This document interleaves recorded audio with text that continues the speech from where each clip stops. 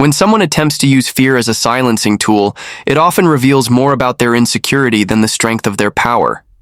What's fascinating is how, in many cases, this very tactic has the opposite effect of what was intended. Rather than creating submission or retreat, it ignites visibility, energy, and defiance. That's exactly what happened when a certain political figure tried to rattle a rising voice in Congress with aggressive rhetoric. The intended silencing, instead, amplified her voice louder than ever before. It was as if the attempt to shut her down became the key that unlocked her fullest expression. This transformation is not rare in politics, but when it plays out in real time with such raw transparency, the public pays attention. There is something uniquely powerful about watching someone transform a threat into a stage.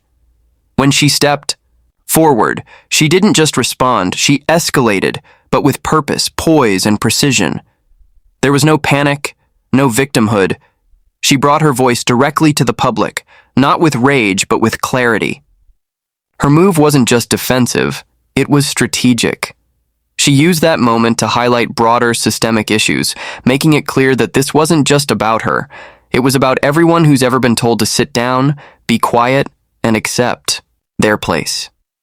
By choosing to go public, she effectively redirected the spotlight. The conversation stopped being about control and started being about accountability. Her platform, once focused mainly on committee work and policy critiques, expanded instantly. She became a symbol of resistance, not in the abstract, but through a lived, visceral confrontation with political aggression. The choice to speak out wasn't merely about defending herself. It was about standing up for a vision of democratic integrity that transcends personality or party. And let's be clear, this wasn't a viral moment built on emotion alone. It was structured. She framed her response within the context of law, precedent, and ethical conduct. By speaking openly, she didn't just reveal the threat, she dismantled its power. Transparency has a way of disarming fear. Secrets fuel intimidation. Sunlight burns it away. Once the message was out, once she placed her story in front of cameras and microphones, the attempt to silence her became fuel for something larger. The political ecosystem thrives on power dynamics, and the ones who rise are often those who understand how to flip the narrative. That's what made her response so effective. She didn't wait for permission. She didn't defer. She seized the mic and redefined the moment. Suddenly, the storyline shifted. The attacker no longer controlled the narrative. She did. The tables turned, not through personal attacks, but by exposing the tactics used against her and refusing to yield an inch of ground. This is where authenticity matters. The public isn't easily fooled by contrived drama, but they respond to courage that feels real. She didn't flinch or try to water it down. Instead, she looked directly into the lens and told the truth as she saw it. Not dramatized, not exaggerated, just raw, pointed honesty. And that resonates, especially in a political climate where spin is the norm and honesty is increasingly rare. Her choice to speak publicly was also a nod to every person who's ever been underestimated, ignored, or threatened for standing tall. She tapped into something much bigger than a single moment. She tapped into a collective experience. When she said implicitly or explicitly, "You're not going to scare me into silence," she spoke for more than herself. That's why it backfired so sharply. Because the energy behind her words didn't come from a place of vengeance, it came from conviction. And conviction, when matched with visibility, is incredibly difficult to suppress. Even more, this wasn't a one-off reaction.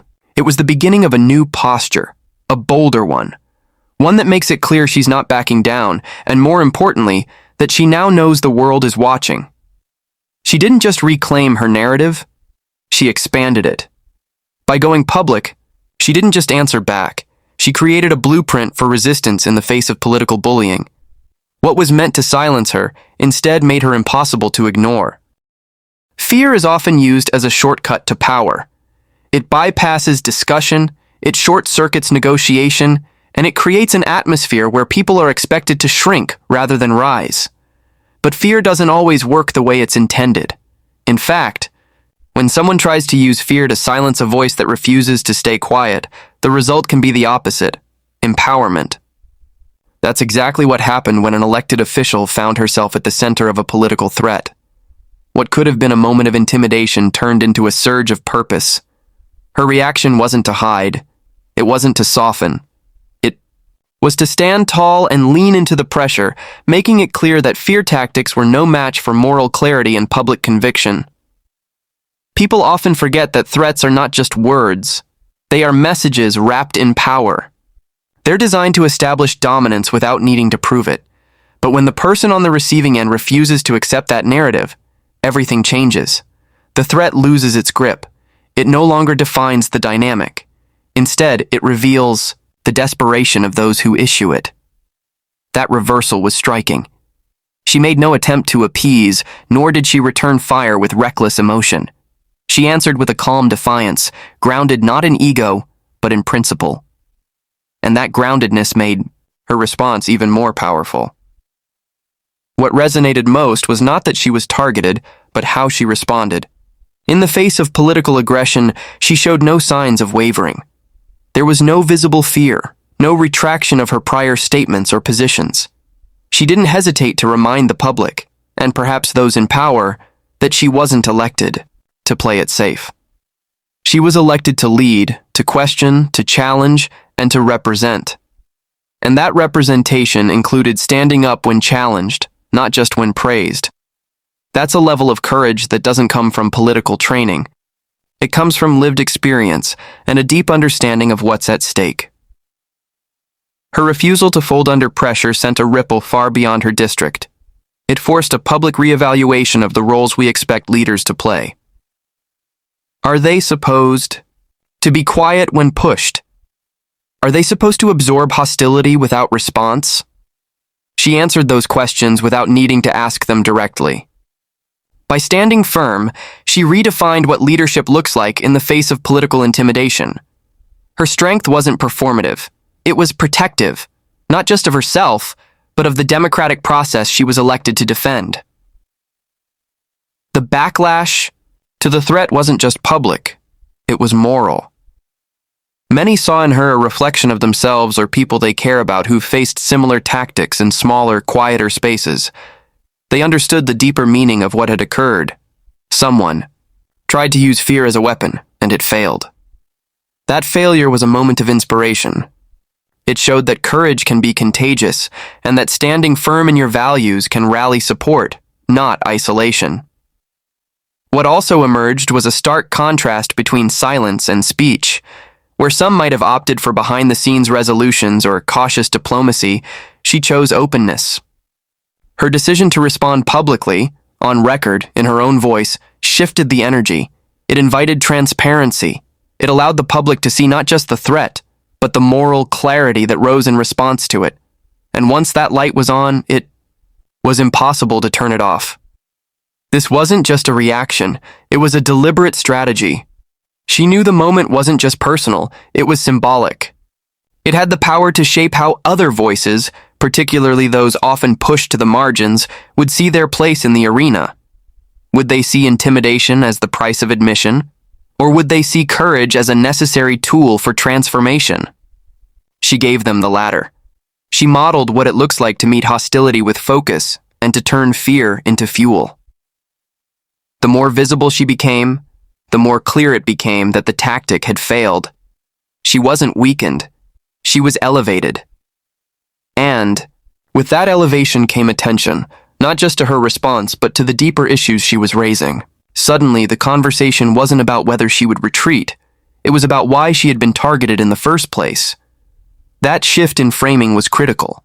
It invited scrutiny, not sympathy, and made the aggressor's tactics look petty, not powerful. This is the irony of fear tactics. When they miss their mark, they backfire with intensity. The very tool meant to silence can end up being the microphone that amplifies. And that's exactly what happened here. Her resolve, her poise, her refusal to be intimidated became the story. What was meant to diminish her stature instead deepened it. She walked through the fire, not untouched but unshaken. And in doing so, she made it clear that the politics of fear can be met with the politics of fearlessness. In today's political landscape, the media is not just a reflection of events, it's a powerful force that shapes them. When a public figure responds boldly to a moment of adversity, the way that response is covered can completely reframe the narrative. That's what happened when a lawmaker took a private threat and made it public. By refusing to keep the encounter in the shadows, she shifted the spotlight, forcing both the media and the public to confront what had happened. And, more than that, she controlled the lens through which it was seen. She understood that silence can be spun, but clarity is hard to ignore. The moment she chose to bring her story forward, the tone of the conversation changed. She wasn't portrayed as reactive, she was seen as assertive. There's a difference between responding emotionally and responding intentionally, and she made that distinction clear. She laid out what had occurred with precision, not sensationalism. That approach resonated with audiences who are used to seeing chaos, but rarely witness such grounded, articulate resistance. The way she spoke, measured but unapologetic, made it easy for journalists and commentators to engage with her message without needing to add drama. The facts stood on their own. Her words weren't just for one interview or one outlet. They echoed across multiple platforms, press conferences, televised appearances, social media posts, and even informal videos. Each piece built upon the other, constructing a full picture of a leader unwilling to be cowed. And in doing so, she made it nearly impossible for the original story to stay one-sided. Suddenly, this wasn't about a single outburst or an isolated conflict. It was about a broader pattern, a bigger question of power, intimidation, and representation in politics. What's notable is that she didn't just rely on outrage to carry her message. She brought context. She cited the stakes, legal, ethical, and personal. She connected her experience to broader systemic issues that affect not just her, but the institutions she's part of and the communities she represents. That made her response relatable, not just resonant. Viewers weren't only watching a politician defend herself, they were watching someone speak truth in a way that felt urgent and necessary. She became a conduit for larger conversations, and the media responded accordingly. It's also important to recognize how timing and tone worked in her favor. She didn't rush out with a rehearsed script or overproduced response. She took the time to be thoughtful, which allowed the story to evolve naturally. The media, often eager for hot takes, instead got something deeper. Substance. That kind of response doesn't just live in a 24-hour news cycle, it lingers. It sparks commentary, op-eds, reaction segments. It becomes a reference point. And in a political culture driven by headlines, becoming a reference point is a major advantage. By going public the way she did, she also flipped the power dynamic. She didn't wait for reporters to leak the story or spin it. She took control of the narrative before it could be twisted. That's a level of media savvy that goes beyond public relations. It's about knowing how influence works. It's about understanding that whoever defines the moment owns the moment. And in this case, she was the one doing the defining. The result? A surge of visibility that went far beyond the original threat. That visibility wasn't empty either. It came with weight. With her face on the screen and her voice in the airwaves, she invited people to not just witness, but to think, to question, to challenge. The public started asking, why is this happening? Who benefits from this kind of pressure? What are the implications if leaders can be threatened without consequence? Those questions would not have surfaced had she chosen silence. Her openness encouraged a collective conversation, one that placed her experience in a much larger civic context. The media's role in all of this cannot be overstated. They amplified her not because she courted drama, but because she brought clarity. That clarity made her compelling. It gave reporters something real to latch onto, and it gave the public something to rally around. She became not just a name in the headlines, but a symbol of how to meet hostility with integrity. That's a difficult balance to strike in a noisy media environment, but she did it by remaining consistent in her message and authentic in her delivery. In the end, her decision to speak publicly wasn't about proving a point. It was about reclaiming the narrative. And in doing so, she made it clear that being threatened doesn't have to mean being silenced. It can, in fact, be the very thing that ensures your voice is heard louder than ever. When a political figure faces a direct threat or public challenge, the instinctive response might be to fight fire with fire, to retaliate with emotion, volume, or spectacle. But true effectiveness often comes from a different place. Grounded, knowledge, calm confidence, and unshakable command of the facts.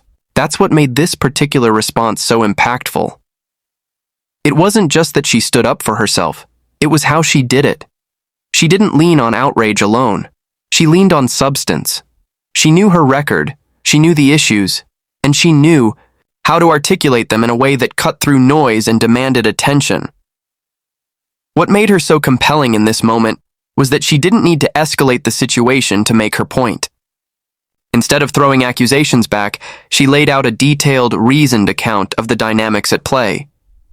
She highlighted the broader implications, not just for herself, but for the institution she represents and the people who elected her. It wasn't personal ego that powered her response. It was purpose. And that purpose gave her words credibility. People listened not because she shouted, but because she spoke with authority built on real experience and preparation. Her background in law and policy gave her the tools to respond with sharp clarity. She didn't just call out misconduct, she explained why it mattered, connecting it to constitutional principles, ethical standards, and legislative responsibility. That kind of framing matters. It elevates a conflict from the level of drama to the level of civic discourse. It invites people to think, to question, and to reflect. It also makes it clear that she isn't just in the room to take up space. She's there to shape the conversation. In the court of public opinion, credibility isn't just about having a platform.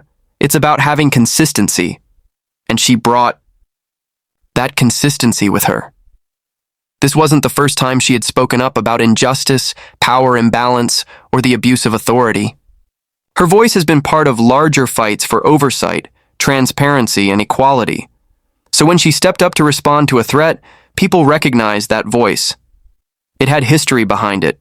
It had been tested before, and it had remained true to its core message. That history gave weight to everything she said. It also made her difficult to dismiss.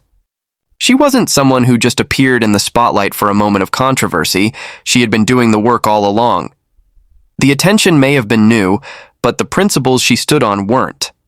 That kind of authenticity is rare, and the public responded to it. They saw someone who wasn't just defending herself, but defending an idea of what leadership should look like: informed, intentional, and courageous. Her use of facts and documentation also helped her cut through the political posturing that often dominates these kinds of moments. Instead of engaging in a war of words, she brought receipts, statements, legislation, historical context. That strategy didn't just protect her reputation, it strengthened her argument. It made it clear that her stance wasn't reactive. It was rooted in a larger framework of democratic values and legal standards. That's a powerful thing to witness, especially in a time when so much political debate feels shallow or performative.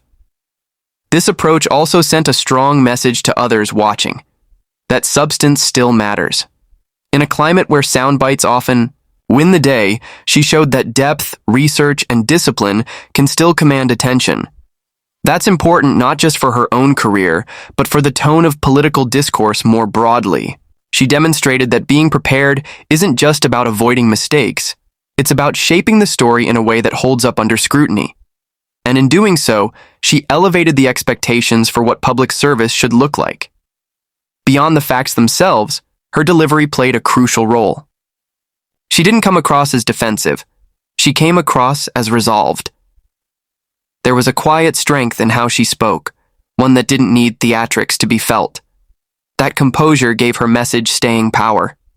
It wasn't just a flash of defiance, it was a sustained stance, rooted in clarity and conviction.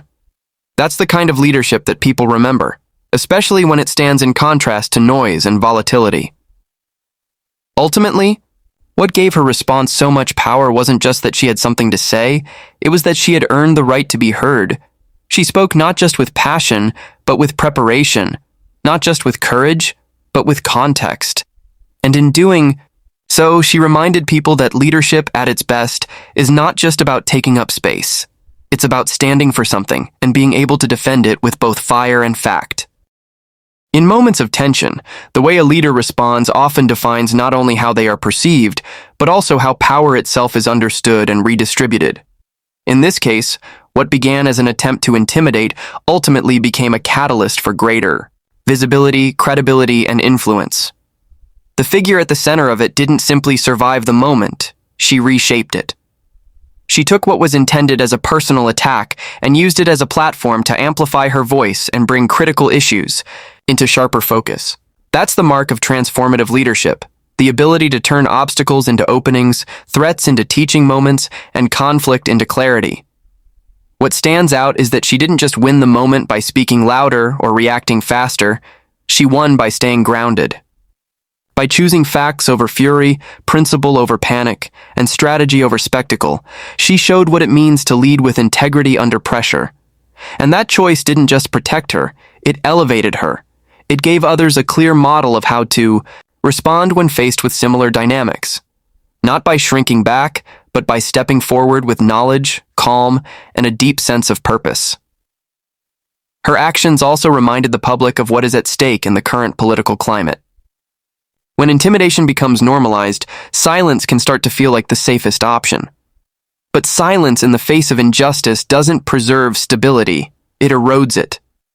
By choosing to speak up, and to do so publicly and unapologetically, she sent a message to others in public service. You don't have to trade truth for comfort. You don't have to let fear define your boundaries. And most importantly, you can stand firm without sacrificing civility or credibility. The public took notice, not just of what she said, but of how she said it. Her clarity of thought, steadiness of tone, and depth of understanding didn't just respond to a threat. They redefined what resilience looks like in public life. That matters, because it changes what people expect from their leaders. It challenges the narrative that boldness must always come in the form of aggression, or that visibility requires compromise. It shows that real power lies in preparation, principle, and persistence. As the headlines moved and the conversations evolved, one thing became increasingly clear. The person who was meant to be sidelined had stepped into a new level of influence. And she did it not by fighting on someone else's terms, but by holding to her own. That's not just a personal victory. It's a reminder that the most meaningful leadership often emerges not from moments of comfort, but from moments of confrontation. And that when those moments are met with courage, they can spark change far beyond their original scope.